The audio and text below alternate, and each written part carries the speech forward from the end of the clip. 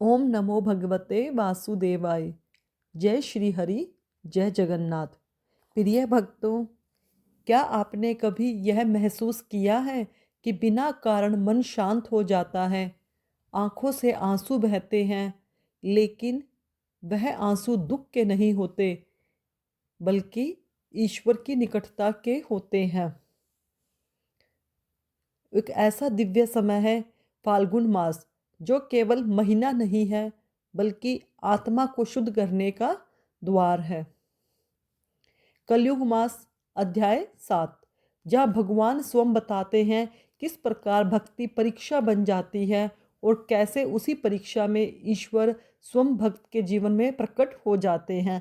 इस कथा को अंत तक सुनिएगा, क्योंकि हो सकता है यह अध्याय आपके जीवन का उत्तर हो। नारद जी बोले, हे जगत के पालनहार, आपने फाल्गुन मास की महिमा बताई, पर यह भी बताइए कि इस मास में भक्त की सबसे बड़ी परीक्षा कौन सी होती है।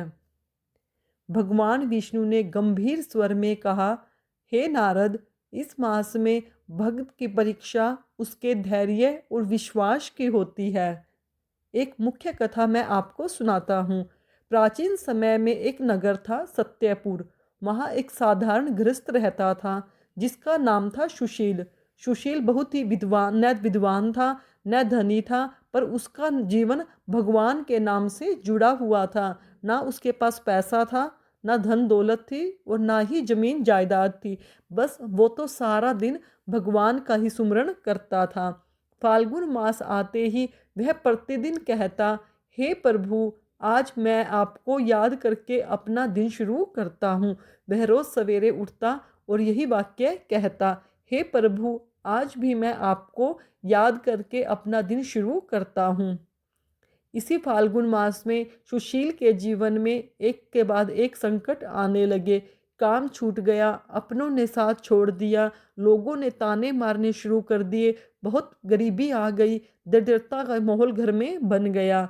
जिस भगवान की भक्ति करता है वही तुझे कष्ट दे रहा है, लोग ऐसे ताने उसे मारने लगे। पर सुशील ने भगवान से कभी प्रश्न नहीं किया। उसने बस इतना कहा, हे प्रभु, अगर यह आपकी इच्छा है तो मैं इसे स्वीकार करता हूँ।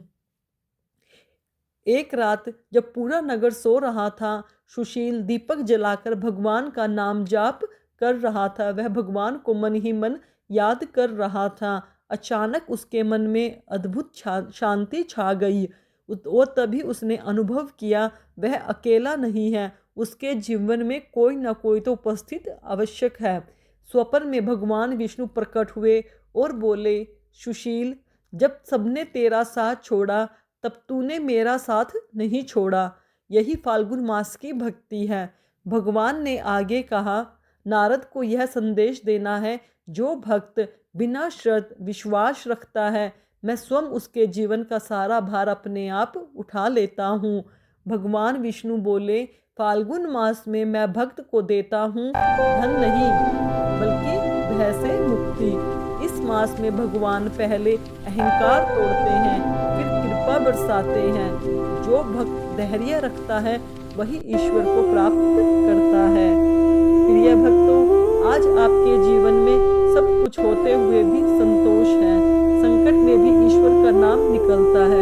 अपमान सहने की शक्ति आ रही है, मन दिखावे से दूर जा रहा है, तो समझ लीजिएगा कि फाल्गुन मास में ईश्वर आपके भीतर से बदल रहे हैं। प्रतिदिन एक दीपक। आपको काल फाल्गुन मास में कौन कौन से उपाय करने हैं जिससे कि प्रभु की निकटता आपको महसूस हो सके। प्रतिदिन एक दीपक भगवान के नाम पर जलाएं।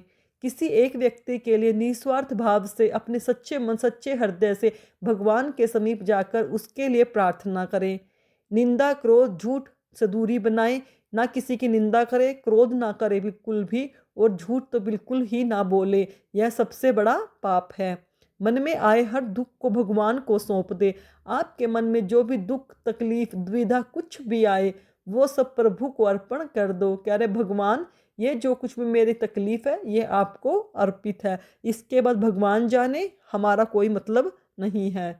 प्रिय भक्तों, फाल्गुन मास हमें सिखाता है कि भगवान को पाने के लिए शोर नहीं, मौन चाहिए, दिखावा नहीं, समर्पण चाहिए। यदि यह अध्याय आपके हृदय तक पहुंचा हो तो इसे ईश्वर की कृपा समझिए। जय श्री हरि, जय श्री विष्णु। धर्मपाणी चैनल को सब्सक्राइब करना ना भूलें।